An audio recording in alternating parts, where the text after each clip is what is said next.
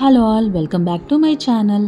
మేము ఈరోజు తిరుమలలోని కొన్ని ముఖ్యమైన పవిత్ర స్థలాలను సందర్శించాం. వాటి గురించి ఈ వీడియోలో చెప్తాను.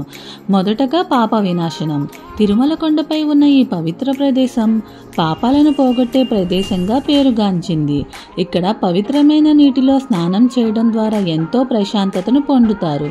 పక్కనే ఉన్న గంగామాత టెంపుల్ కూడా దర్శించాం. ఆ తర్వాత ఆకాశగంగా, ఇది కూడా ఒక పవిత్రమైన జలపాతం. స్వామివారు ఆకాశం నుండి దిగివచ్చిన స్థలంగా భక్తులు విశ్వసిస్తారు. ఇక్కడ స్వచ్ఛమైన నీటిలో స్నానం చేయడం చాలా పవిత్రంగా అనిపిస్తుంది.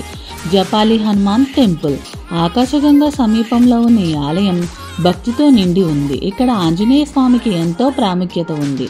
స్వామివారిని దర్శించుకోవటం ఎంతో ఆనందాన్ని ఇచ్చింది. తర్వాత శ్రీవారి పాదాలు. తిరుమల పర్వత శిఖరంపై శ్రీవారి పాదాలు ఉన్నాయి.